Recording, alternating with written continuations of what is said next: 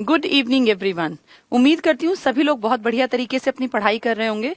और हरियाणा जीके का जिलेवार परिचय हम लोगों को लगभग 8-10 दिन हो गए। हरियाणा थोड़ा थोड़ा तुम्हें समझ में आने लगा होगा। मैप आज फिर आपके सामने है। जब तब मौका मिले मैप को देखते चलना चाहिए, क्योंकि मैप से आपके दिमाग में कॉन्सेप्ट की क्लैरिटी बढ़ जाती है। मैं खुद भी पढ़ाने से पहले लगभग रोज कई बार मैप को अपनी नजरों में से निकाल लेती हूँ, ताकि चीजें बहुत अच्छे तरीके से समझाई जा सके। ये आपके लिए भी जरूरी है। कोई भी चीज अगर हम मैप से पढ़ते हैं ना, तो वो कंपैरेटिवली आसान हो जाती है, वो लंबे टाइम तक हमें याद रहती है। और ये तो ऐसा टॉपिक है कि आपने बचपन में कभी सुना नहीं, पढ़ा नहीं, ये बिल्कुल नया है, तो इसलिए इसको ज्यादा डिटेल से समझने और पढ़ने की जरूरत है। अब हम अच्छी तरह जानते हैं कि हरियाणा में 22 जिले हैं। इसके 22 जिलों को अलग अलग मंडलों में डिवाइड किया गया है।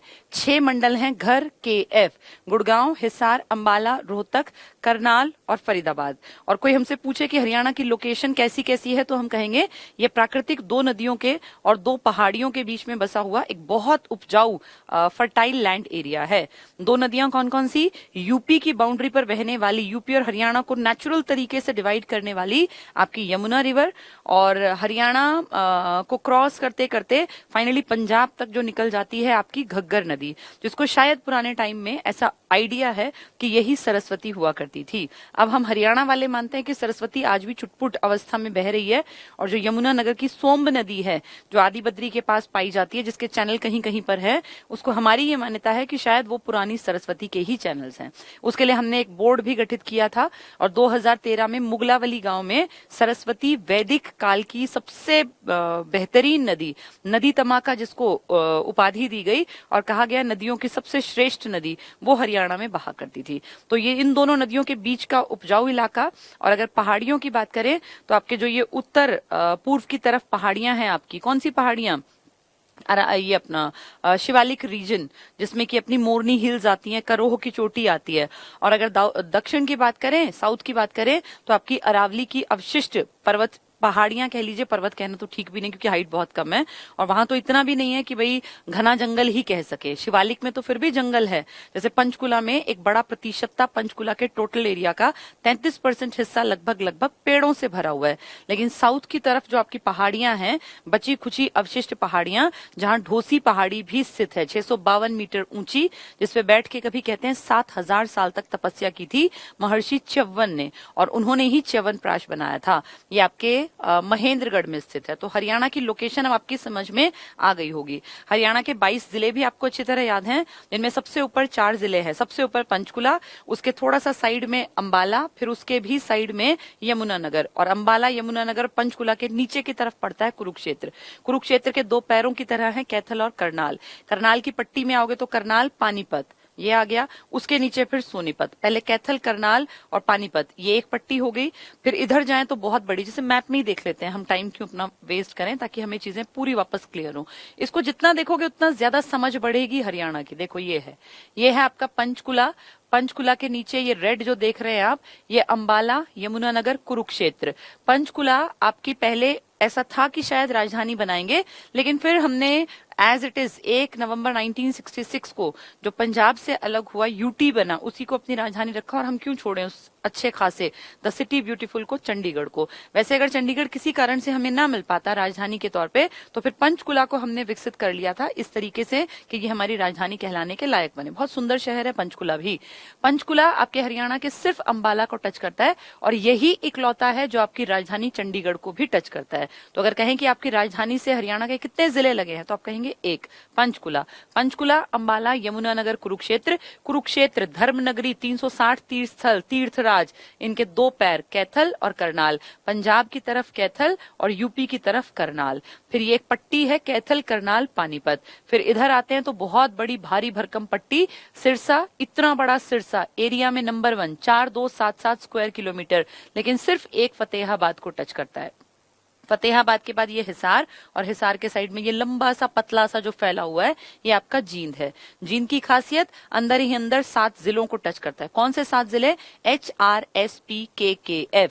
HR हिसार, R मतलब Rohtak, SP Sonipat Panipat, KK Karnal Kaithal, F मतलब फतेहाबाद। जींद इकलौता 7 जिलों को टच करता है। HRSPKKF इनको। इसके बाद हमने देखा था कि सिरसा अकेला किसको टच करता है? फतेहाबाद को। ये पट्टी पूरी हो गई थी। एक ऊपर वाला मंडल था, एक दूसरा ये था, तीसरा ये, चौथा मंडल आपके रोहतक के आसपास। इस तरफ देखें सोनीपत, इस तरफ देखें भिवानी। भिवानी से अलग हुआ चरखी दादरी। जब भिवानी और चरखी दादरी एक थे तो ये सिरसा से बड़ा पड़ता था एरिया में, लेकिन अब देखें तो सिरसा नंबर 1 है, ये पीछे रह गया। तो रोहतक के इस तरफ सोनीपत, इस तरफ भिवानी, भिवानी के नीचे चरखी दादरी, चरखी दादरी के रोहतक के ठीक नीचे की तरफ झज्जर। चरखी दादरी आप देख पा रहे हैं बाहर किसी से टच नहीं है। यहाँ देखो राजस्थान से टच नहीं है, बाकी कहीं टच नहीं होता चरखी दादरी। सेम लोकेशन रोहतक की है, इसकी सारी सीमा हरियाणा को ही टच करती है, बाहर किसी यूटी को। यहाँ ये दिल्ली है, जो ये दिख रहा है ना ब्लैंक स्पेस, ये दिल्ली है, लेकिन देखो रोहतक दिल्ली को टच नहीं करता। कनेक्टिविटी के लिए रोड है बहुत बढ़िया, लेकिन यहाँ रोहतक दिल्ली के साथ सीमा टच नहीं करता। झज्जर का रूट पकड़ के, झज्जर वाले रोड को, एरिया को क्रॉस करके तब आप दिल्ली पहुंच सकते हैं। ठीक है, तो रोहतक और चरखी दादरी 2 ऐसे हैं जो बाहर कहीं किसी जिले को टच नहीं करते। ये हमने चौथी पट्टी पढ़ी। 5वीं पट्टी गुड़गांव, रेवाड़ी, महेंद्रगढ़, गुड़गांव, रेवाड़ी, महेंद्रगढ़। और लास्ट पट्टी फरीदाबाद, उसके नीचे पलवल, और पलवल के साइड में देखो लंबा नीचे तक चला गया। ये दक्षिणतम बिंदु है, दक्षिणतम बिंदु। इसके नीचे देखो बराबरी पर कोई नहीं है, तो दक्षिणतम बिंदु कौन सा है? मेवात का। सबसे उत्तर का बिंदु कहाँ है? पंचकुला में। सबसे इस तरफ पूर्व का बिंदु है यमुनानगर में, और सबसे पश्चिम का बिंदु है आपका सिरसा में। अब रटना नहीं है, ये समझना है कि सबसे उत्तर का बिंदु आपके पंचकुला में, सबसे दक्षिण का मेवात में, सबसे पूर्व का यमुनानगर में, और सबसे पश्चिम का सिरसा में। ठीक है, अब ये सारे का सारा मैप तुम्हें दोबारा से क्लियर है। हम एक एक करके जिले पढ़ रहे थे, और कल मुझे जितना याद आ रहा है हमने तिल्ला जूती जो लास्ट में पढ़ा था, कहाँ थी वो, जो फेमस था ब्रास मार्केट के लिए, सब हमने पढ़ लिया। फरीदाबाद, फतेहाबाद, ये सब हम पढ़ चुके हैं कि कैसे कैसे बने थे। गुड़गांव, हिसार, झज्जर, जींद, क्या क्या खासियत है यहाँ की, कैथल, कुरुक्षेत्र, सब मैंने बता दिया आपको। करनाल भी पढ़ चुके हम, महेंद्रगढ़ पढ़ चुके, कनौडिया ब्राह्मण पढ़ा था ना, पंचकुला पढ़ा था हमने 5 कुओं के कारण, पानीपत पढ़ा था कि कैसे 1989 में अलग हुआ, 91 में फिर जाके मिला, फिर 92 में जनवरी में फिर अलग हुआ। बाहोली जो गांव था 1980 में, जहां रिफाइनरी, पेट्रोकेमिकल हब है ना यहाँ पे पूरा, तो पेट्रोलियम की रिफाइनरी है, इंडियन ऑयल कॉर्पोरेशन उसकी केयर टेकर है। और यहीं पे मैंने बताया था नेशनल फर्टिलाइजर्स लिमिटेड है, यूरिया के फर्टिलाइजर्स यहाँ बनाए जाते हैं। ये सब हमने पढ़ लिया था। ठीक है, पानीपत। रेवाड़ी कल लास्ट पढ़ा था, 16वां जितना मुझे याद आ रहा है। और रेवाड़ी में हमने पढ़ा था कुंड गांव है जो स्लेट के पत्थर के लिए जाना जाता है, और विदेशों में भी हमारा स्लेट का पत्थर निर्यात किया जाता है। रेवाड़ी में उभरती औद्योगिक नगरी है, कोसली है, बावल है। और रेवाड़ी कोई नया शहर, नया इन द सेंस अगर देखें 1989 से पहले तो नया नहीं था, पहले ये हिस्सा था गुड़गांव वाली पट्टी का, लेकिन बाद में इसको काट के अलग किया, और 1 नवंबर 1989 को KRPY, इस आर का मतलब रेवाड़ी ही था, ये बना था। देखो ये रहा 1989। यहाँ हीरो होंडा बताया था मैंने आपको, मुंजाल ग्रुप्स ने मोटरसाइकिल के लिए काम शुरू किया था, और आज वो होंडा कंपनी जो कभी जापान की हमारे साथ थी, आज से कई सालों पहले वो अलग हो गई, और अब हीरो मोटो कॉर्प्स करके हमारी कंपनी बना रही है। ये सब हमने कल पढ़ लिया था। पीतल नगरी तो ब्रास सिटी के नाम से जाना जाता है, बहुत बड़ी यहाँ पर ब्रास मार्केट भी है। ठीक है, आज आगे बढ़ते हैं, रोहतक से स्टार्ट करते हैं। पहले थोड़ा थोड़ा सा मैं आप लोगों को कुछ कुछ बताती चलूं, ताकि फिर जब इससे पढ़ें तो हमें ये बेहद आसान लगे। चलिए रोहतक के बारे में बातचीत करते हैं। रोहतक किस चीज के लिए जाना जाता है? जैसे एग्जाम में रोहतक आए तो कुछ चीजें तो आपके दिमाग में एकदम से आनी चाहिए। क्या कि रोहतक जाना जाता है, एक तो एजुकेशन में रोहतक में बहुत बड़ा कामकाज है। क्या खास है एजुकेशन की अगर मैं बात करूं, आपके हरियाणा में सिर्फ एक IIM है, IIT और IIM। आप जानते हैं ना, इनमें पढ़ने वाले स्टूडेंट्स बहुत, एक तो टफ कंपटीशन क्रैक करके आते हैं स्टार्टिंग में, और ये ऐसे प्रोफेशनल कोर्सेज हैं जिनको अगर आप ढंग की जगह से करते हैं तो आपको लाखों करोड़ों रुपए के पैकेज पे अच्छी अच्छी कंपनियां रख लेती हैं, लेकिन इनमें एंट्रेंस बहुत टफ होता है स्टार्टिंग का ही। तो IIT और IIM बहुत बड़ी अचीवमेंट है, और हम प्राउड के साथ कहते हैं कि हरियाणा के रोहतक में IIM रोहतक स्थित है। रोहतक में स्थित है IIM, Indian institute of management. तो ये एक बड़ी अचीवमेंट है रोहतक की एजुकेशन में। देखें दूसरी achievement, MDU Maharshi Dayanand university Haryana बनने के ठीक 10 साल बाद ये MDU बना था। महर्षि दयानंद यूनिवर्सिटी आपके रोहतक में स्थित है। रोहतक में एक बहुत बड़ा हब है पूरा, जहां कई इस तरह की यूनिवर्सिटीज, अस्थल बोहर का नाम आपने सुना होगा, और भी कुछ इस तरह की यूनिवर्सिटीज यहाँ चलती हैं। तो एक टाइम था जब इसको एजुकेशनल हब या एजुकेशनल सिटी कहा जाता था, लेकिन अब अगर आज की बात करूं तो एजुकेशन सिटी आपके राज्य में जानी जाती है राजीव गांधी एजुकेशन सिटी के नाम पर सोनीपत को। पहले एक टाइम था जब सोनीपत उतना इंपॉर्टेंट नहीं था एजुकेशन के क्षेत्र में, एटलस के कारण इंपॉर्टेंट था, लेकिन अब अगर देखें तो एजुकेशन सिटी की अगर तरफ वो क्वेश्चन पूछते हैं तो वो राजीव गांधी एजुकेशन सिटी पूछना चाहते हैं, जिसका आंसर आएगा आपका सोनीपत। फिर भी एजुकेशन में काफी आगे रैंक आ जाता है आपके रोहतक का। एक बात, दूसरी बात, रोहतक में एक मार्केट है कपड़े का बहुत बड़ा, शौरी मार्केट। ये शौरी मार्केट फेमस है, कई बार इसके ऊपर क्वेश्चन आया, और ये भी क्वेश्चन में आया कि एशिया का सबसे बड़ा क्लोथ मार्केट, जबकि है नहीं, लेकिन हरियाणा है तो अपने लिए कुछ भी कह सकता है। कोई बाहर से क्वेश्चन पूछेगा नहीं, ना कोई बताएगा, लेकिन हरियाणा में अगर पूछे एशिया का सबसे बड़ा तो भी शौरी का नाम आएगा। एक बार उन्होंने खुद पूछा एशिया का दूसरा बड़ा क्लोथ मार्केट, तो भी अपने हरियाणा के रोहतक के शौरी मार्केट की तरफ ही इशारा कर रहे थे। हौजरी मार्केट है, हौजरी कपड़े का प्रकार होता है ना, जिससे ये बनियान और ये सब बनते हैं बच्चों के कपड़े, ये हौजरी का कपड़ा होता है। तो हरियाणा में हौजरी मार्केट के लिए शौरी मार्केट का नाम जाना जाता है, जो कि कहां स्थित है आपके रोहतक में। ठीक है, रोहतक में एक एरिया पड़ता है महम, 24 चबूतरा सुना होगा सब लोगों ने। 24 गांव की बैठक हुआ करती थी पुराने टाइम में, तब से ये फेमस है 24 चबूतरा महम का। और कहते हैं कि जो भी कोई अपने राजनीति में कदम रखता, या कोई बहुत बड़े से बड़े लीडर भी पहले आके 24 चबूतरे महम में अपना माथा टेकते थे, क्योंकि ऐसा माना जाता था कि यहाँ से विजय यात्रा आरंभ होगी आपकी राजनीति की। तो इसीलिए रोहतक को राजनीतिक राजधानी का भी दर्जा दिया गया। और रोहतक में ऐसी बहुत सारी बड़ी बड़ी हस्तियां हैं जिन्होंने राजनीति में, इतिहास में अपना नाम दर्ज कराया। तो 24 चबूतरा, 24 गांव की बैठक जहां हुआ करती थी, पंचायत जहां लगती थी, ये इंपॉर्टेंट है। ये कुछ बेसिक बातें हैं जो रोहतक आते ही आपके दिमाग में आनी चाहिए। ठीक है, फिर इसके साथ साथ हम पढ़ते जाएंगे और यहाँ क्या खास है। चलो बढ़ते हैं रोहतक की तरफ। तो रोहतक कब बना? GHAR, आर मतलब क्या था? रोहतक, यानी पहले दिन से रोहतक था। तो 1 नवंबर 1966 से। क्षेत्रफल 1745 बाद में याद कर लेंगे। मुख्यालय सेम है, सबका मुख्यालय सेम है सिवाय महेंद्रगढ़ के, उसका मुख्यालय कहाँ है? नारनौल में। फिर तहसीलें कौन सी हैं? रोहतक है, महम बताया, 24 चबूतरा इंपॉर्टेंट है, सांपला यहाँ पड़ता है, और कलानौर। कलानौर में ही तो 13 साल कुछ महीने के बच्चे के रूप में, एक राजा के रूप में, जो आपके देश के एक बड़े, बहुत बड़े बादशाह साबित हुए आगे चलकर, जिसका नाम आप जान गए होंगे, अकबर। अकबर का जो राज्याभिषेक हुआ था वो कलानौर में हुआ था, हरियाणा के रोहतक में। तब ये पंजाब का हिस्सा था, क्योंकि अकबर के पिताजी बहुत यंग एज में चले गए थे ना, जब वो 14 साल का पूरा भी नहीं था, तब उनके पिताजी सीढ़ियों से लुढ़क कर माथे में ऐसी चोट आई कि वो चल बसे। कौन थे वो? हुमायूं। हुमायूं की डेथ के बाद अकबर ही तो अगला बादशाह घोषित हुआ, उसका राज्याभिषेक कहाँ हुआ? कलानौर में। तो कलानौर ध्यान रखना हमारे हरियाणा के रोहतक में पड़ता है। फिर वही खंड मिलेंगे, कलानौर है, लाखन माजरा। लाखन माजरा जो है ना, ये भी इंपॉर्टेंट है, और यहाँ पे एक गुरुद्वारा है, गुरुद्वारा लाखन माजरा, जिसकी इंपॉर्टेंस ये है कि सिखों के 10 गुरु हुए हैं, और आप अच्छी तरह जानते हैं कि हरियाणा पहले पंजाब का ही हिस्सा था, तो सिखों के गुरु हरियाणा में भी खूब घूमते होंगे, क्योंकि पहले ये पंजाब ही था। तो ऐसे ही 9वें गुरु थे, जिनका नाम था गुरु तेग बहादुर जी। गुरु तेग बहादुर जी 10 में से 2 गुरुओं को मरवा दिया था। एक 5वें गुरु अर्जुन देव को मरवाया था जहांगीर ने, और एक 9वें गुरु तेग बहादुर जी को मरवाया था औरंगजेब ने।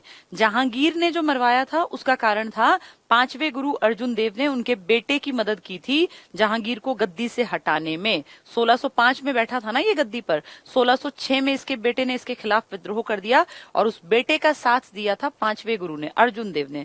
ये बात पता चल गई, और जहांगीर ने अपने बेटे को पकड़वा के अंधा करवा दिया, जेल में बंद करवा दिया, और इन गुरु की हत्या करवा दी कि तुमने मेरे खिलाफ साजिश रची है। तो एक गुरु तो ऐसे इन्होंने मरवाए। फिर इन्हीं के खानदान में औरंगजेब, जो कि जहांगीर के बेटे का बेटा था, यानी उनका पोता, उसने 9वें गुरु को दिल्ली बुलाया, और दिल्ली बुलाने के पहले ही पता था कि वो कहेगा धर्म बदलो।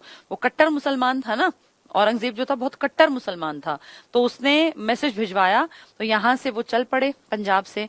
9वें गुरु तेग बहादुर जी पैदल पैदल तब जाया करते थे, रुकते ठहरते पहुंचते थे, ऐसा नहीं कि एक दिन में भाग के पहुंच गए। तो ऐसे ही कहते हैं लाखन माजरा में वो 13 दिन तक रुके थे, रोहतक के इस इलाके में। यहीं गांव के लोगों के बीच रहे, वहीं खाना खाते, वहीं लोगों को उपदेश देते, अच्छी बातें बताते। वो जानते थे कि जैसे ही मैं दिल्ली पहुंचूंगा मेरे सामने ऑप्शन आएगा, औरंगजेब कहेगा कि या तो अपना धर्म बदल लो भाई सिख गुरु को, क्योंकि वो बदलेंगे तो पीछे सारे सिख बदल जाएंगे, या फिर तुम्हें मरना पड़ेगा। तो वो ये बात जानते थे, इसलिए वो कहते थे मैं शहादत देने जा रहा हूँ दिल्ली। मतलब वो पहले ही जानते थे कि मुझे शहीद होना है, मरने की किसी भी कंडीशन पे ले आएगा, लेकिन मैं धर्म नहीं बदलूंगा। और इस बात से वाकिफ होते हुए भी वो निडर होके दिल्ली की तरफ जा रहे थे। उसी बीच में जगह जगह रुकते रुकते उन्होंने अपना डेरा डाला अपने हरियाणा के रोहतक के इस इलाके में, लाखन माजरा में, और यहाँ 13 दिन तक रुके थे। तो शहादत देने से पहले हरियाणा के रोहतक में लाखन माजरा में 13 दिन तक सिखों के 9वें गुरु गुरु तेग बहादुर ने अपना डेरा डाला, यहाँ लोगों को बहुत अच्छी अच्छी बातें बताई, और फिर यहाँ से कूच कर गए थे दिल्ली की तरफ। और जब दिल्ली पहुंचे थे तो भरी गर्मी के दिन थे, गर्मी के दिनों में उनको यही बात थी कि भाई धर्म बदलो, उन्होंने मना किया। तो चांदनी चौक में आज भी वो चौराहा है जहां एक पेड़ था, और उस पेड़ से उनको बांध दिया गया। उस पेड़ से पूरे जून का महीना था, तपती दोपहरी दिन रात, सोचो कितनी ज्यादा गर्मी पड़ती है, और उनको जंजीरों से जकड़ दिया पेड़ के साथ, और कहा कि धर्म नहीं बदलोगे तो फिर यहीं बांध के रखेंगे। इतनी गर्मी में प्यास लगेगी इंसान को, कई दिन भूखे प्यासे, भूख तो फिर भी सहन हो जाती है, प्यास सहन नहीं होती। तो कई दिन तक जब भूखे प्यासे रहे, निढाल हो गए, बिल्कुल ये हो गया कि होश नहीं है, बेहोशी की आलम में। तब फिर औरंगजेब का एक खास आदमी आया, और उसके साथ उसकी वो पीछे टुकड़ी, सेना पलटन।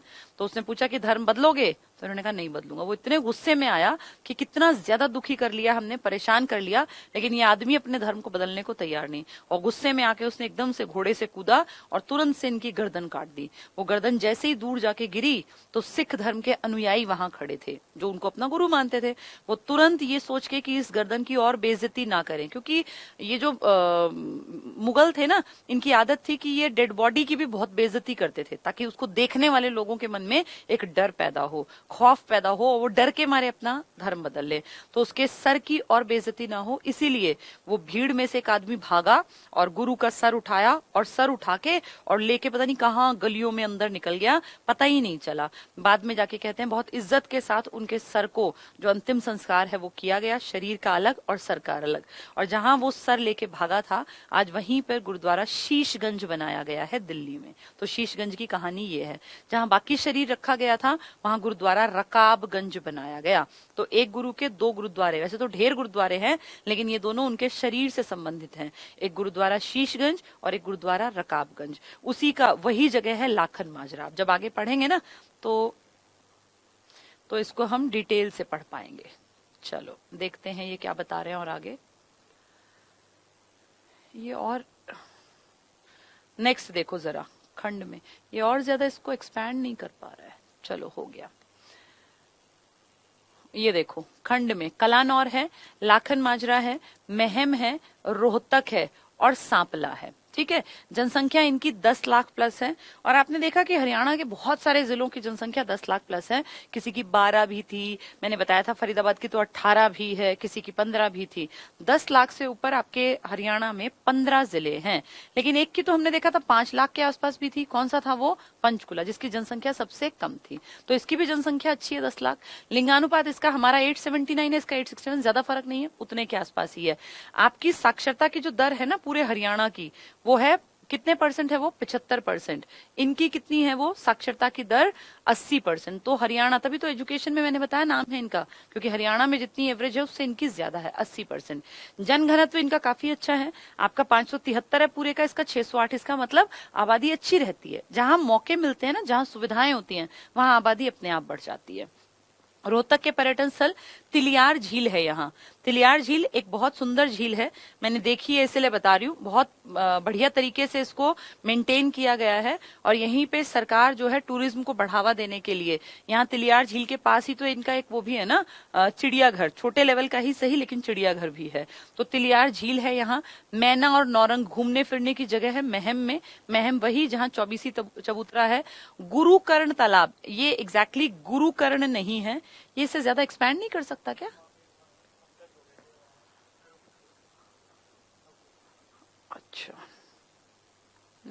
नहीं हो पा रहा इससे ज्यादा।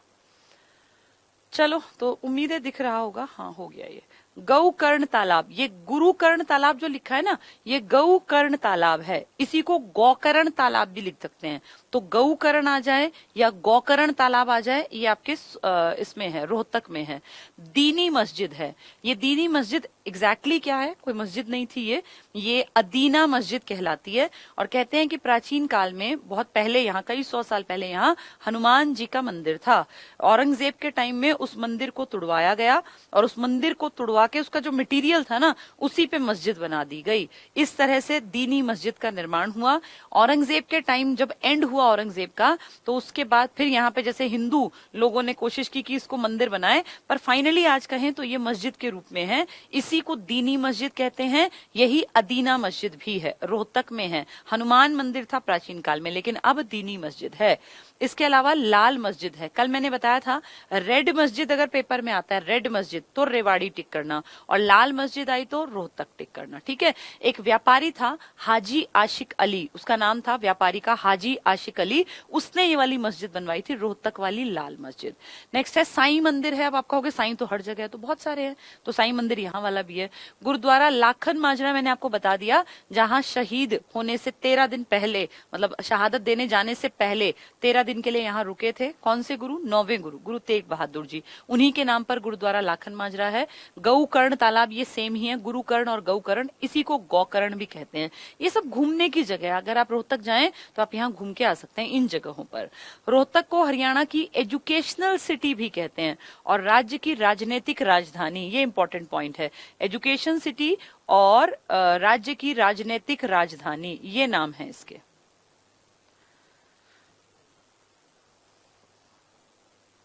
राज्य की राजनीतिक राजधानी, देखो ये, इसके बारे में थोड़ा सा बातचीत कर लेते हैं। राजनीतिक राजधानी मैंने अभी आपके सामने जिक्र किया, 24 चबूतरा। और तब मैंने क्या बताया कि बड़े से बड़े धुरंधर भी जो राजनीति में जिनका नाम था, वो भी यहाँ माथा टेकते हैं इलेक्शन में। जब वो होता ना कि भाई इलेक्शन आने वाले हैं, तो यहाँ एक हाजिरी लगानी होती है। तो इसलिए राजनीतिक राजधानी है ये। बहुत सारे लोग हैं जो रोहतक को बिलोंग करते थे और बहुत बड़े बड़े अचीवमेंट्स जिन्होंने हासिल की। इसके अलावा एजुकेशनल सिटी भी थी, लेकिन अब एजुकेशन का पहला नंबर देना अगर पूछा जाए सोनीपत को, क्योंकि राजीव गांधी एजुकेशन सिटी ने इस चीज का थोड़ा सा बदलाव कर दिया। अगर आप भरेंगे ना इसको नेट पे, तो आप देखोगे अब ये जो है, ये इसके लिए यूज करते हैं, सोनीपत के लिए। आज ये ढंग से काम नहीं कर रही इसकी स्क्रीन।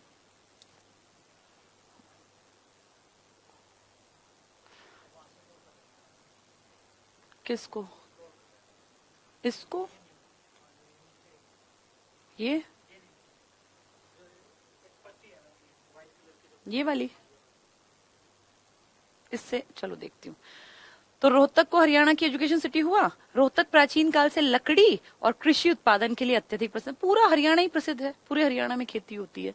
राज्य में हौजरी, ये काम का है पॉइंट। हौजरी उद्योग, हौजरी मैंने बताया कपड़े को बोलते हैं, कपड़े का एक टाइप होता है।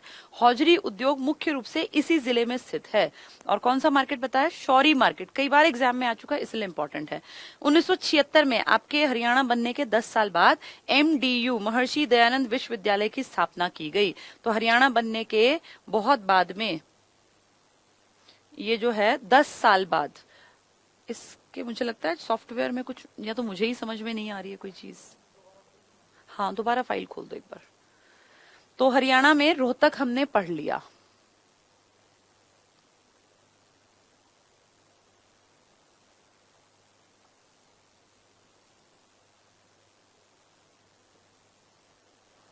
टेक्निकल चीजें हैं, कभी कभी ऐसा हो जाता है।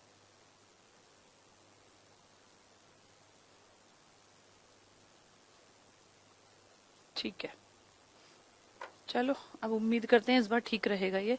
महेंद्रगढ़ हुआ, हमने रोहतक भी पढ़ लिया। ये तो एंड पहुंच गया, अब लगभग बस हमारा कंप्लीशन पर आ गया ये। अभी हमने ये पढ़ा है, सोनीपत रहता है, सिरसा रहता है, रोहतक, ये कंप्लीट हो गया। रोहतक के बाद अगला टॉपिक है हमारा सिरसा का। सिरसा के बारे में बातचीत करते हैं। सिरसा जो है, सिरसा के बारे में आप अच्छी तरह जानते हैं कि सिरसा आपका एरिया में नंबर 1 है, सबसे बड़ा है एरिया में। थोड़ी सी 2-4 बातें बता दूं, फिर ये इजीली समझ में आ जाएगा। तो सिरसा की जब भी बात उठे तो ध्यान रखना, एक तो एरिया में नंबर 1 है, क्षेत्रफल में 4277 वर्ग किलोमीटर, पहली चीज। दूसरा, ये गेहूं के प्रोडक्शन में हरियाणा में नंबर 1 है।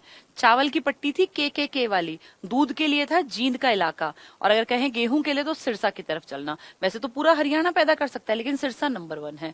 गेहूं के अलावा यहाँ गाय सबसे ज्यादा है, भैंस नहीं। भैंस पूछेंगे तो भिवानी और जींद तरफ ज्यादा है, लेकिन गाय कहेंगे तो सिरसा में ज्यादा।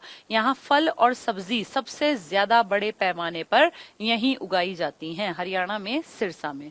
सिरसा में एक यूनिवर्सिटी है, चौधरी देवीलाल यूनिवर्सिटी। और चौधरी देवीलाल जी आप जानते हैं, चौटाला जो परिवार है ये सिरसा में ही तो पड़ता है। चौटाला गांव सबसे पश्चिम का गांव है, चौटाला गांव। तो चौधरी देवीलाल यूनिवर्सिटी जो हरियाणा की 5th नंबर की यूनिवर्सिटी थी, ये बनाई गई थी सिरसा में। तो सिरसा अपने एरिया के लिए, गायों की संख्या के लिए, फल सब्जी के लिए, इन सब के लिए जाना जाता है। ठीक है, अब थोड़ा सा इसको पढ़ लेते हैं सिरसा को।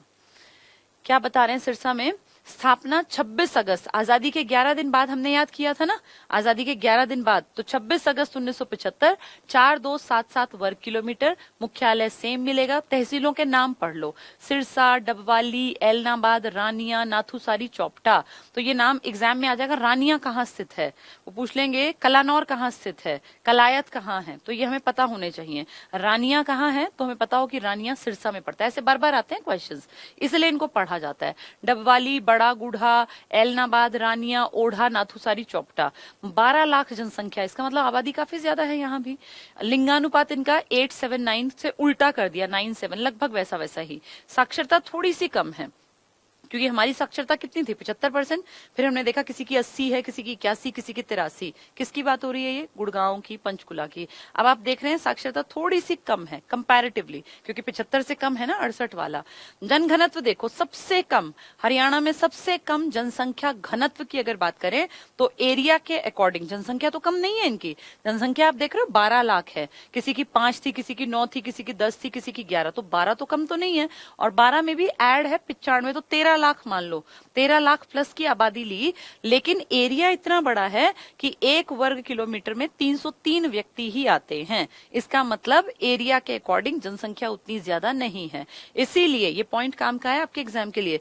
303 व्यक्ति प्रति वर्ग किलोमीटर 2011 की जनगणना के आंकड़ों के अनुसार हरियाणा का सबसे कम जनघनत्व वाला जिला है। सबसे ज्यादा पूछेंगे तो फरीदाबाद, 2442, याद होगा ना, 2500 के आसपास व्यक्ति रहते हैं 1 वर्ग किलोमीटर में, और यहाँ 303 व्यक्ति। कितना ज्यादा डिफरेंस है ना, 2442 और एक 303, जमीन आसमान का अंतर है। वो सबसे छोटा है, ये सबसे बड़ा है। ये पॉइंट काम का है। सिरसा जिले के पर्यटन स्थल, दादी सती का मंदिर है यहाँ कोई, बाबा ताराजी की कुटिया है, गुरुद्वारा चोर मार शहीदा, ये शहीदों लिखा है ना, शहीदा, चोर मार शहीदा, यहाँ पर है चोर मार शहीदा। सिरसा जिले की नदी का नाम घग्गर है। मैंने आपको बताया कि घग्गर यहीं से फिर 2 हिस्सों में बट जाती है, और ओटू बैराज यहीं पर है, सिरसा में ही है ओटू बैराज, जहां से फिर वो नदी 2 हिस्सों में अलग होके और फिर निकल जाती है वो घग्गर की तरफ। और सिरसा से बहने वाली इस नदी के कारण ही, इस घग्गर के कारण ही राजस्थान में भी धान की खेती करना पॉसिबल हो पाया। उस राजस्थान में जहां कभी कहते थे कि भाई कुछ भी पैदा नहीं होता, आज वहां धान भी पैदा करते हैं लोग। कारण एक तो इंदिरा गांधी नहर के कारण, और एक ये जो घग्गर है ये भी आगे जाके पानी का एक सोर्स बन जाती है। ठीक है, तो सिरसा जिले की नदी का नाम क्या है? घग्गर। राज्य का 5वां जो विश्वविद्यालय यूनिवर्सिटी है, चौधरी देवीलाल विश्वविद्यालय, सिरसा में स्थापित है, सिरसा में स्थित है। सिरसा हरियाणा का सबसे कम जनसंख्या घनत्व वाला जिला है। कितना? 303 व्यक्ति प्रति वर्ग किलोमीटर, तो सबसे कम है। अगर एरिया देखें तो 4277 वर्ग किलोमीटर। उल्टा करें, फरीदाबाद का एरिया कितना था? 743 स्क्वायर किलोमीटर। कहाँ 4277 और कहाँ फिर जाके आपको वो इतना कम 743। जमीन आसमान का अंतर। वहां की आबादी कितनी 1 वर्ग किलोमीटर में? 2442, 2442, और यहाँ की आबादी 303 व्यक्ति प्रति वर्ग किलोमीटर। ठीक है, तो ये सिरसा कंप्लीट हुआ। अब आता है सोनीपत। सोनीपत की खासियत पहले बातचीत करते हैं, फिर उसको पढ़ने से वो जल्दी समझ में आएंगी। जैसे ही एग्जाम में सोनीपत दिखाई दे, हमें कुछ चीजें याद आनी चाहिए तुरंत से। अब आज की डेट में तो सबसे इंपॉर्टेंट क्या है हमारी पहचान? राजीव गांधी एजुकेशन सिटी, जो धीरे धीरे करके डेवलप हो रही है, अभी पूरी डेवलप्ड नहीं है। 2005 से इसके ऊपर काम चल रहा है और लगातार 5,000 एकड़ में ये यूनिवर्सिटी डेवलप करनी है। और 5,000 एकड़ एक दिन में डेवलप नहीं हो सकते, तो सालों साल लगेंगे। लेकिन आज की कंडीशन अगर देखें, 2005 से इसके ऊपर काम शुरू हुआ, फिर 2020 में अब हम बैठे हैं, कई बड़ी बड़ी नामी गिरामी यूनिवर्सिटीज यहाँ पे काम कर रही हैं और हजारों की संख्या में यहाँ बाहर से भी बच्चे आके, पूरे नेशनल लेवल अलग अलग राज्यों से आके बच्चे यहाँ पे पढ़ते हैं। मैंने देखा है, मैं कई यूनिवर्सिटीज में गई हूँ, इसलिए बता रही हूँ। जैसे SRM यूनिवर्सिटी है यहीं पर, अशोका यूनिवर्सिटी यहीं पर है। इसके अलावा नेशनल लॉ यूनिवर्सिटी भी यहाँ बन रही है। और लॉ यूनिवर्सिटी का जब भी कोई चांसलर बनेगा तो वो आपके हाई कोर्ट का जस्टिस होगा, चीफ जस्टिस, यानी आपके चंडीगढ़ हाई कोर्ट का जो भी चीफ जस्टिस होगा वो हरियाणा में जो NLU नेशनल लॉ यूनिवर्सिटी बन रही है उसका चांसलर बनेगा ऑटोमेटिकली। ये लिखित में प्रावधान है। वाइस चांसलर यूनिवर्सिटी में अपने आप बनाया जाएगा। तो ढेरों तरह की यूनिवर्सिटी यहाँ आ रही हैं। IIT का भी कैंपस यहाँ आएगा, एक्सटेंशन का। IIT भी यहाँ बनेगी। तो इससे दिखता है कि सोनीपत आने वाले टाइम में बहुत ज्यादा ग्रोथ करेगा एजुकेशन के मामले में। और यही कारण है कि सोनीपत में लगातार जमीन की कीमतें भी बढ़ती जा रही हैं। सोनीपत में ही IIT जो किल्होड़द गांव पड़ता है, यहीं पर सोनीपत में ही 5-6 किलोमीटर आगे ही मेन यहाँ सोनीपत के डिस्ट्रिक्ट हेडक्वार्टर से यहाँ पे IIT का पूरा एक कॉम्प्लेक्स डेवलप करेंगे। तो इन सब कारणों के कारण, इसके अलावा भक्त फूल सिंह महिला विश्वविद्यालय है जो उत्तर भारत का सबसे बड़ा महिला विश्वविद्यालय है, उसके कारण भी तो हरियाणा का, सोनीपत का एजुकेशन में एक बहुत बड़ा परचम लहरा रहा है और आने वाले भविष्य में ये बहुत ज्यादा आगे बढ़ेगा। ठीक है, तो जब भी सोनीपत का नाम आए तो ये याद कर लेना। कुछ ऐतिहासिक स्थलों की अगर बात करूं तो गोहाना में इस तरह के बहुत सारे एग्जाम्पल्स हैं जो ऐतिहासिक चीजों से जोड़े जा सकते हैं। पृथ्वीराज चौहान की कई इस तरह की चीजें हैं जो आज भी उनको उनकी याद दिलाती हैं। तो बहुत सारे इस तरह, अकबरपुर बारोटा है, या आसपास सोनीपत में ही कहते हैं कि हर्षवर्धन जो आपके राजा थे, जो 7वीं शताब्दी के राजा थे, 606 से 647 ईस्वी में, जिन्होंने उत्तर भारत पर राज किया, जिनकी पहली राजधानी थानेसर थी आपके कुरुक्षेत्र की, उनकी तांबे की मुद्राएं भी मिली थी सोनीपत में। तो इसके लिए सोनीपत इंपॉर्टेंट कहीं ना कहीं पढ़ना पड़ता है। एक टाइम था जब यहाँ एटलस कंपनी साइकिल बनाया करती थी, जैसे हीरो होंडा पढ़ा था ना हमने भी रेवाड़ी में, ऐसे यहाँ पर। लेकिन अब एटलस कंपनी यहाँ नहीं है, अब उसकी यूनिट्स खत्म कर दी गई हैं। वो क्वार्टर जो यहाँ है बिल्कुल मेन रोड पर, आज भी यहाँ के एक रोड का नाम एटलस रोड है उस साइकिल कंपनी के कारण। और वर्ल्ड की 3 सबसे बेहतरीन कंपनीज में एटलस कंपनी की गिनती होती थी और एटलस कंपनी ने अपनी साइकिल बनाने की तकनीक को बेचकर बहुत पैसा कमाया था। तो ये हमारे लिए बहुत बड़ी अचीवमेंट है। चलो पढ़ते हैं। सोनीपत बना कब है? 22 दिसंबर 1972 को। सोनीपत का एरिया 21-22, वैसे 22-60 है, कोई बात नहीं, हम दोबारा पढ़ेंगे तब मैं क्लियर करूंगी। मुख्यालय सेम सोनीपत, तहसीलों में नाम पता हूं, सोनीपत है, गन्नौर है। गन्नौर बहुत इंपॉर्टेंस रखता है क्योंकि गन्नौर में एक इंटरनेशनल लेवल की मंडी विकसित की गई है। जो लोग यहाँ रहते हैं या जो लोग GT रोड का यूज करते हैं उन्होंने देखा होगा अंतरराष्ट्रीय फल एवं सब्जी मार्केट लिखा हुआ, बहुत बड़ा बड़ा।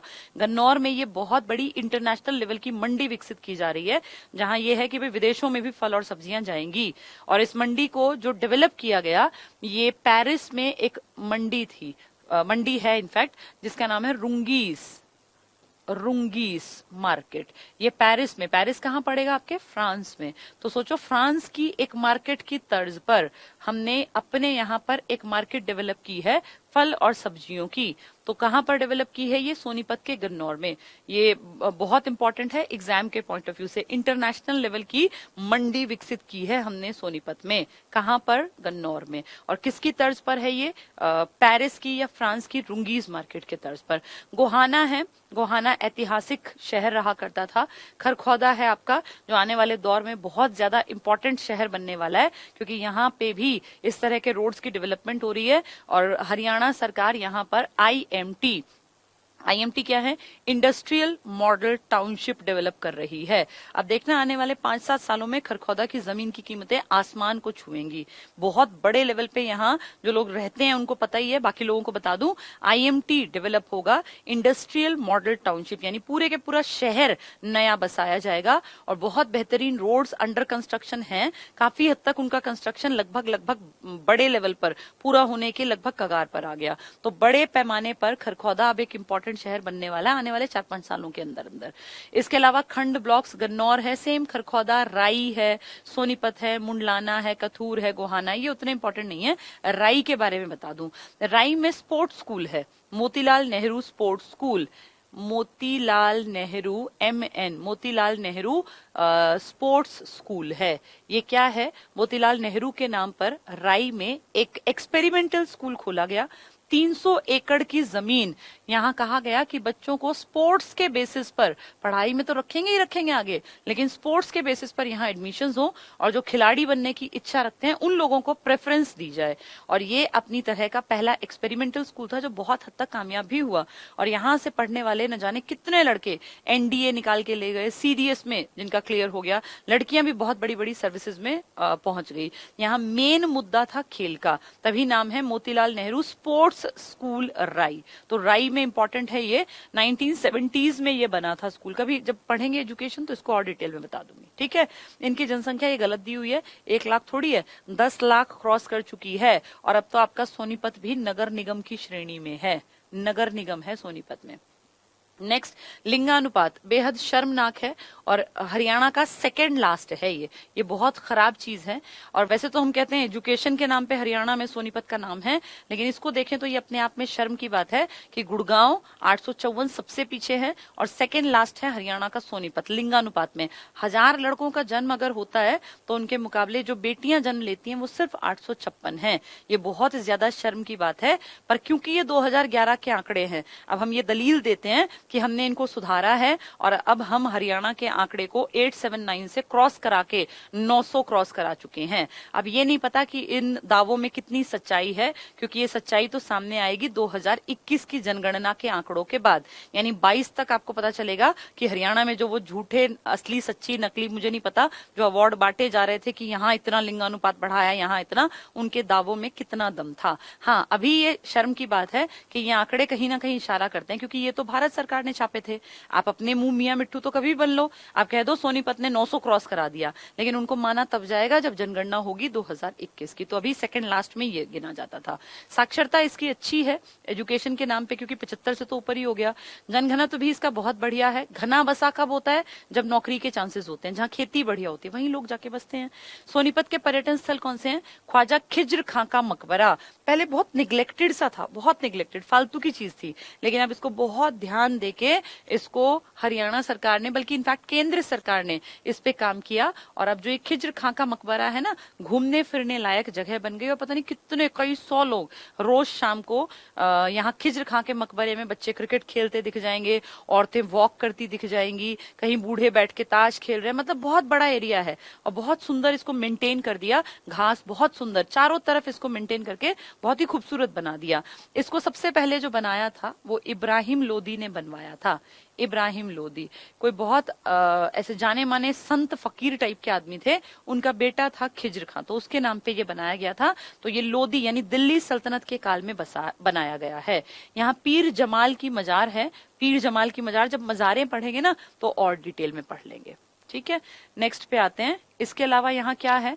मामा भांजा दरगाह है। मामा भांजा तो चौक भी है सोनीपत में, मामा भांजा दरगाह। इसकी खासियत है ये हिंदू मुस्लिम एकता का परिचय देती है, मामा भांजा दरगाह, जिसके नाम पे यहाँ चौक भी है। अकबरपुर बारोटा पड़ता है, दिल्ली की तरफ जाते हैं तो एक छोटा सा गांव है, कहते हैं ऐतिहासिक गांव है ये भी। सोनीपत जिले के पूर्वी भाग में यमुना नदी बहती है। सोनीपत के बिल्कुल जो ये है ना लास्ट में जो गाँव पड़ते हैं, जो यूपी से इधर का बॉर्डर है, वो पूरा सोनीपत की बाउंड्री तो ये कवर करती है यमुना नदी। सोनीपत साइकिल उद्योग के लिए विश्व भर में प्रसिद्ध है, नहीं था।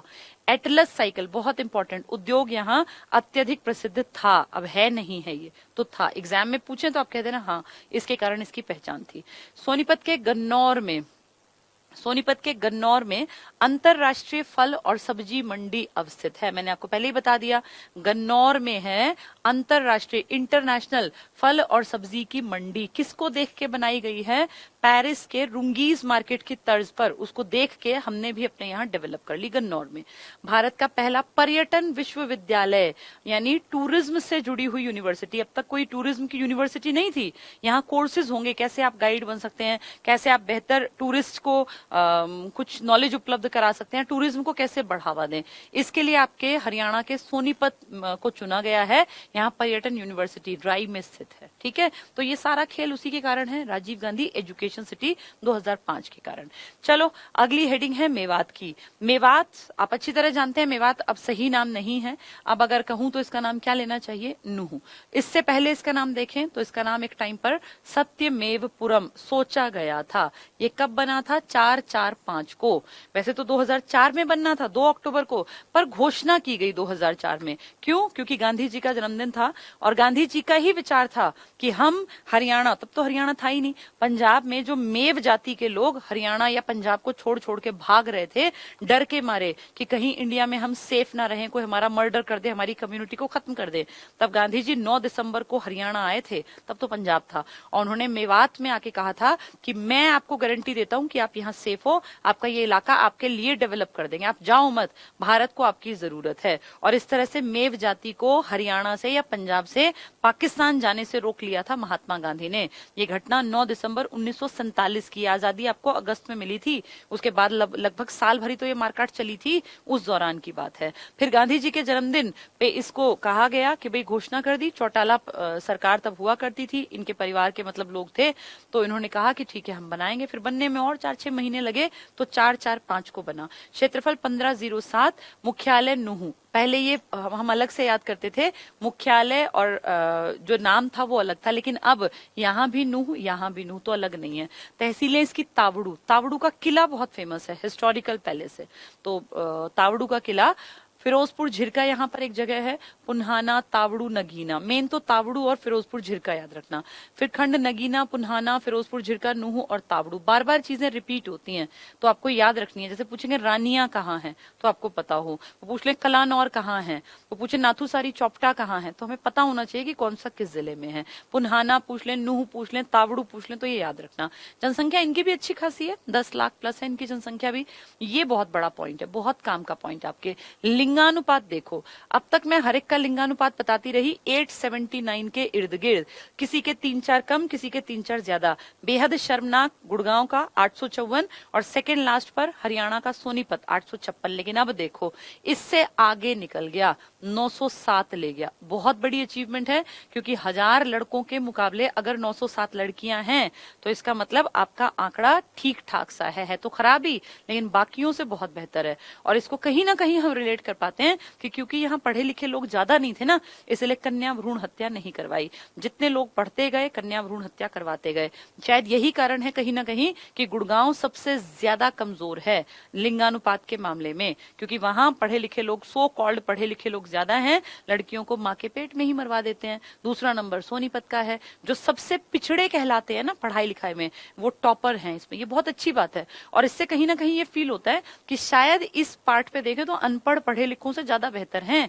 क्योंकि जो लोग अपने आप को ज्यादा पढ़ा लिखा समझते हैं लेकिन घटिया काम करवाते हैं, उनके आंकड़े उनकी सच्चाई बयां करते हैं कि वो कितने पढ़े लिखे हैं। इस मामले में इनके लिए सच में एक ये बनता है कि हाँ ये लायक जिला है, लेकिन लिटरेसी कम है। शायद लिटरेसी कम है इसलिए इनमें ये अकल नहीं है, वरना ये लोग भी गड़बड़ में होते। 907 बहुत बढ़िया आंकड़ा, लेकिन दुख क्या होता है कि पढ़ाई लिखाई बहुत कम है। 54% तो बहुत ही कम है, क्योंकि हमारी तो 75% है, लेकिन उस 75 में जो सबसे आगे था गुड़गांव, उसका तो लिंगानुपात 854 था। तो अगर इस तरह से देखें तो लगता है लड़कियों की संख्या बढ़ाने में शायद अनपढ़ लोगों ने ज्यादा योगदान दिया है बजाय पढ़े लिखे लोगों के। तो यहाँ देखें तो अपोजिट बात है। ये साक्षरता सबसे कम है, महिला साक्षरता तो न्यूनतम है, सबसे कम पढ़ी लिखी औरतें हैं। तो बहुत बड़ी आबादी यहाँ पढ़े लिखों की नहीं है। जनघनत्व इनका 723 है, बहुत ज्यादा भी नहीं है पर ठीक है, अच्छा है। मेवात के गठन के समय इस जिले का नाम क्या था? सत्यमेवपुरम। क्यों? क्योंकि सत्यमेव जयते आपका राष्ट्रीय वाक्य है और महात्मा गांधी का विचार था।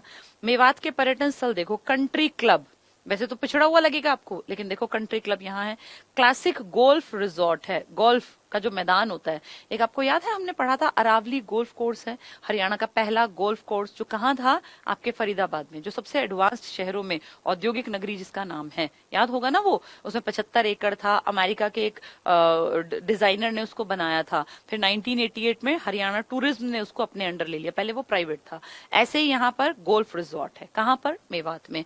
गांधी पार्क है, चूहीमल तालाब है यहाँ, और तावड़ू का किला है। मेन जो है ना 2-3 पॉइंट वो ये हैं कि इनकी लिटरेसी बेशक कम होगी, महिला साक्षरता कम है, लेकिन लिंगानुपात में नंबर 1 है। तो क्लासिक गोल्फ कोर्स आए या कंट्री क्लब आए, चूहीमल महल आए, तावड़ू का किला आए, तो ये आपको टिक करने हैं मेवात में। ठीक है। पलवल सेकेंड लास्ट पे आ गए, 21वें पे पलवल। पलवल कहाँ है आपका? पलवल आप अगर देखते हैं लिस्ट में, आपको मैप याद है तो फरीदाबाद, पलवल और उस तरफ मेवात, नीचे तक था ना मेवात, तो इनकी एक पूरी तीनों की एक सीरीज थी। ये कब बना? प है, प प फ, पलवल पंचकुला फरीदाबाद 15 अगस्त के हैं। ये 13 अगस्त गलत है, इसको 15 कर लेना, ये टाइपिस्ट ने लिखते हुए गलत कर दिया। 15 अगस्त 2008 को बना।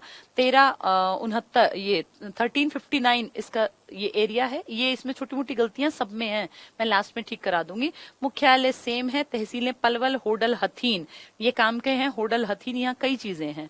फिर पलवल, होडल, हसनपुर बहुत इंपॉर्टेंट, क्योंकि यहाँ से आपकी यमुना मुड़ जाएगी यूपी की तरफ, अलीगढ़ की तरफ। तो हरियाणा का लास्ट स्टेशन मान लो जहां यमुना दिखती है।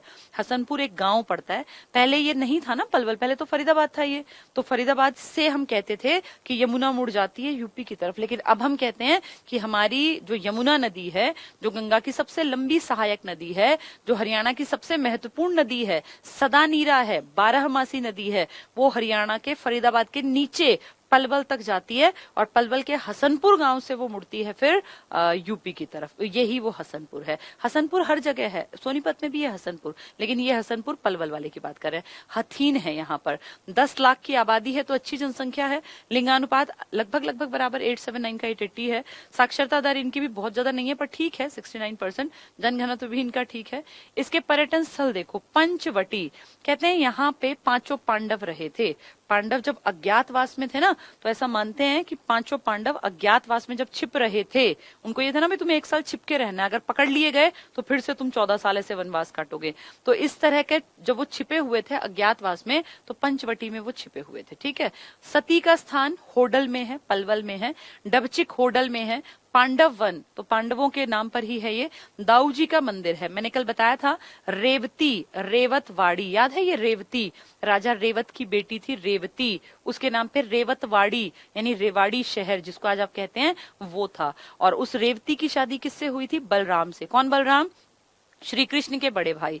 तो बलराम जो हैं, इनकी पत्नी है रेवती, जिसके नाम पे आपका रेवाड़ी बसा हुआ था। और बलराम को ही दाऊजी कहते थे भगवान कृष्ण। तो दाऊजी के 4 मंदिर हैं, जिनमें से 3 तो यूपी में हैं और 1 वृंदावन के आसपास वाले इलाके में, और 1 आपके वंचारी में है। वंचारी कहाँ पड़ेगा? गांव का नाम है, ये आपके पलवल में पड़ेगा।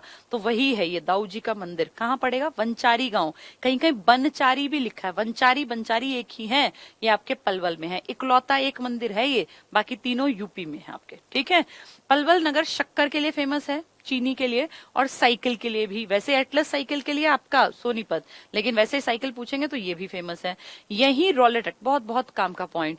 महात्मा गांधी इंडिया वापस कब आए थे साउथ अफ्रीका से? 1915 में। और 1919 में गांधी जी ने रॉलेट एक्ट, काला कानून, बिना वकील, बिना अपील, बिना दलील के कानून के विरोध में ये कहा था कि वो दिल्ली की तरफ आ रहे थे, दिल्ली से यहाँ ये अपना पंजाब की तरफ, हरियाणा की तरफ।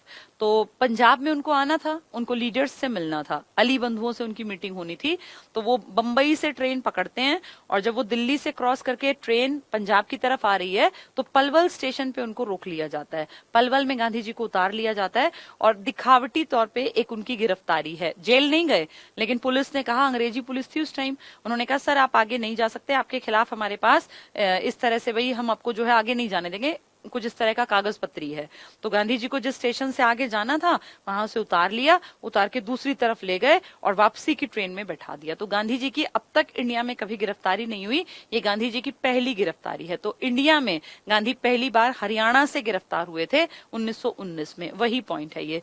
यही रॉलेट एक्ट का विरोध करने पर महात्मा गांधी गिरफ्तार हुए थे। कहां पहली बार गांधी जी गिरफ्तार हुए इंडिया में? तो हरियाणा में। कहां पर? हरियाणा के पलवल स्टेशन पर। ये काम का पॉइंट है, कई बार पूछा गया ये। ठीक है। 1919 में गिरफ्तार हुए थे, अप्रैल 1919 में। जनश्रुति, जनश्रुति क्या होती है? जनता से सुना है हमने, हमें नहीं पता हुआ कि नहीं, ऐसा सुना है। जनश्रुति के अनुसार पांडव अज्ञातवास के दौरान पलवल में ही रहे थे। तो 1 साल जो उन्होंने अज्ञातवास छिप छिप के काटा, कभी वो पलवल चले गए, कभी वो जो थे अपना ये ऊपर पंचकुला की तरफ, तो कहीं कहीं छिपना होता था। उसी दौर में ये पलवल में भी रहे थे पांडव। तभी यहाँ पंचवटी है, 5 वट वृक्ष थे यहाँ पे, जो है ना, इनसे जुड़ी कई चीजें हैं, पांडवों से जुड़ी। ये पंचवटी इसी से जुड़ा स्थल है। ठीक है, तो गांधी जी की पहली गिरफ्तारी। लास्ट पे आ गए हम, 22वां जिला है हमारा यमुनानगर। नाम में ही छिपा है हमारी सबसे महत्वपूर्ण नदी, जिसके कारण हरियाणा काफी हद तक हरा भरा है।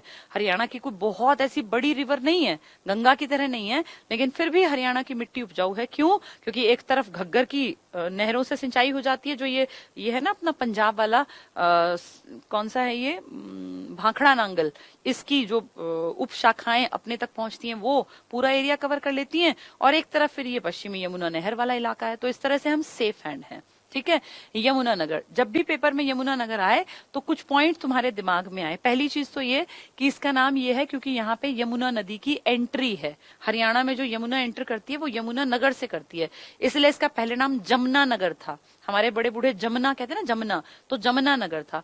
उससे भी पहले इसका नाम मुस्लिम एक कम्युनिटी के नाम पर अब्दुल्लापुर रखा गया था, अब्दुल्ला। तो इसका पुराना नाम क्या था? अब्दुल्लापुर। अब्दुल्लापुर बाद में क्या बना?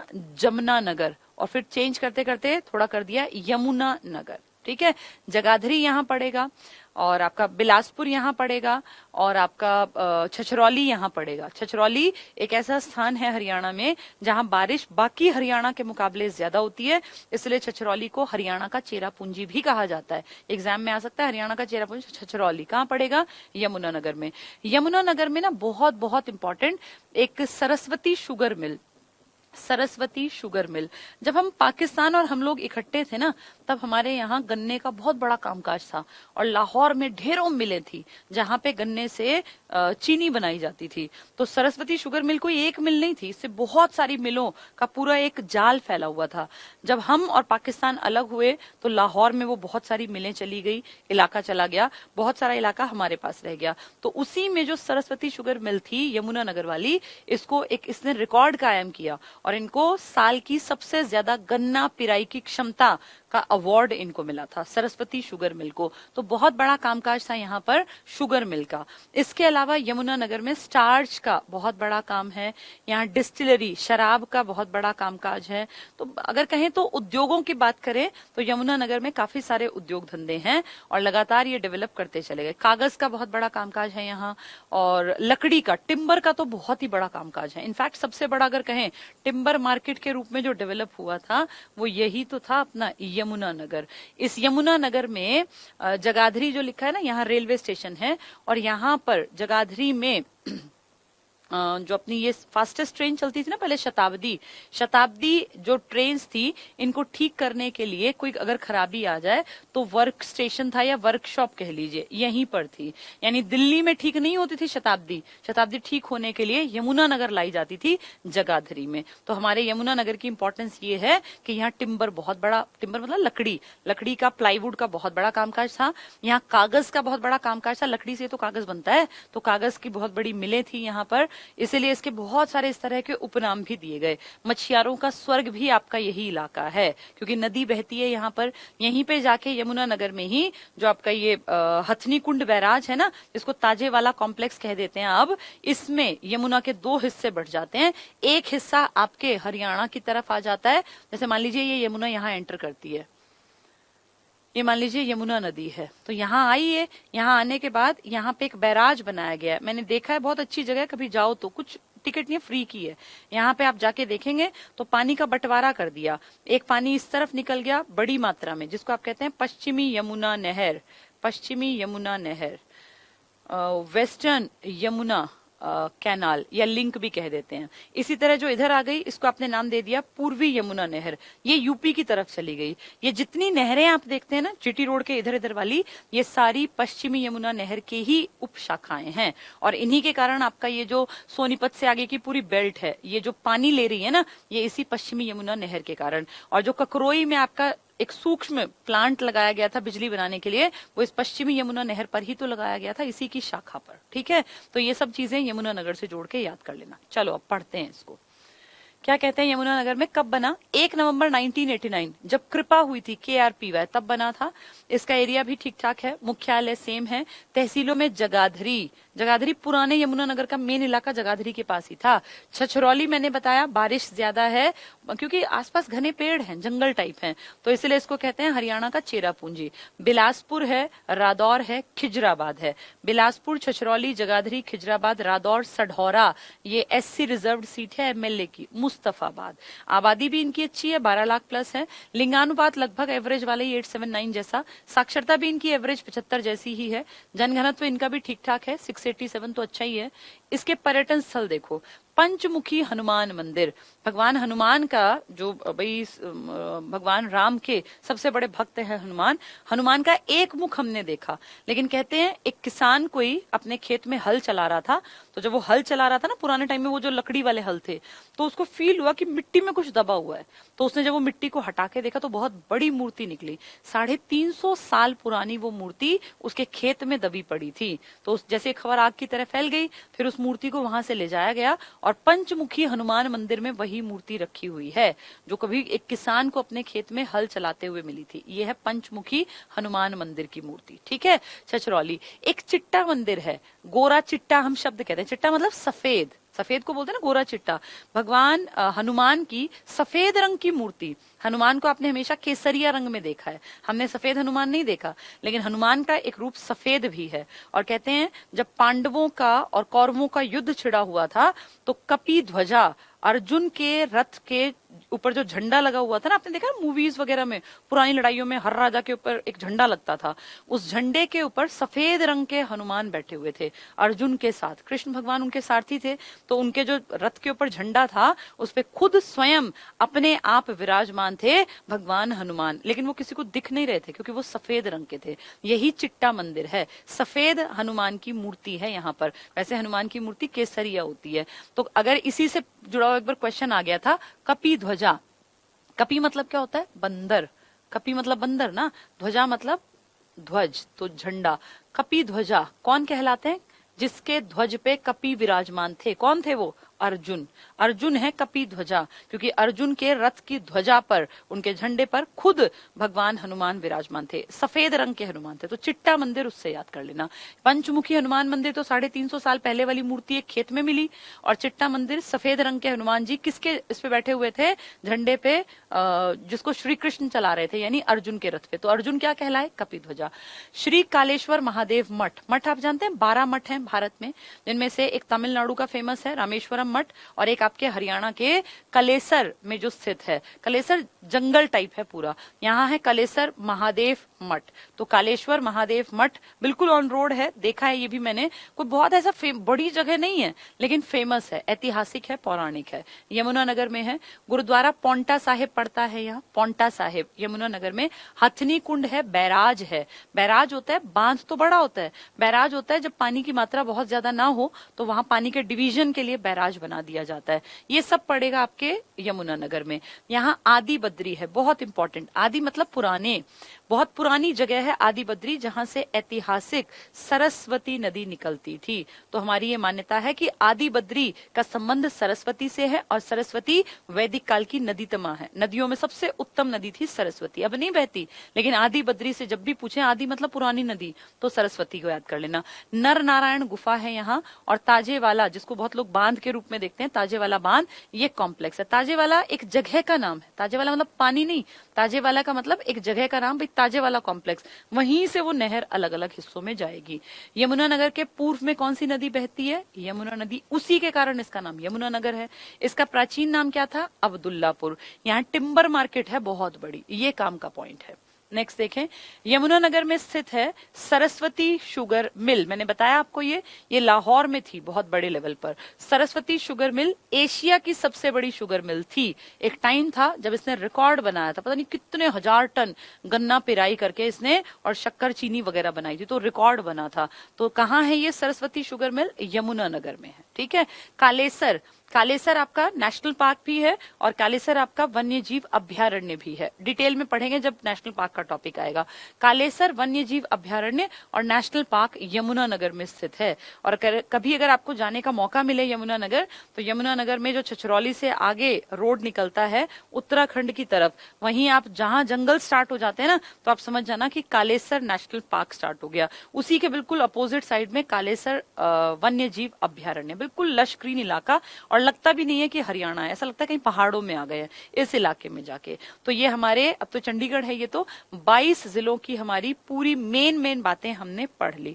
उम्मीद करती हूँ अब ये थोड़ी थोड़ी तुम्हें समझ में आने लग गई होंगी। ये बेस था, 8-10 दिन से हम जो पढ़ रहे हैं ना, ये बेसिक सारा कॉन्सेप्ट तुम्हें समझ में आ गया होगा। अब इस बेसिक के ऊपर हम चीजों को और डिटेल से पढ़ते जाएंगे। अब हम जानेंगे कि एक एक जिले में क्या क्या खास हुआ। जिले हमने एक एक करके तो पढ़ लिए, लेकिन अब जैसे किसी दिन हम पढ़ेंगे कि हरियाणा का गठन कैसे हुआ, तो गठन से जुड़ी सारी बातें पढ़ लेंगे। फिर हरियाणा का उदय कैसे हुआ, फिर उसमें पढ़ेंगे भाई वन्य जीव अभ्यारण्य कौन से हैं, नेशनल पार्क कौन से हैं, यहाँ खेती किस किस तरह की होती है, यहाँ पे मिट्टियां कितने प्रकार की हैं। तो हर चीज को अब आगे डिटेल से पढ़ेंगे। ठीक है, चलिए, उम्मीद है कि ये सब चीजें तुम्हें समझ में आ रही होंगी।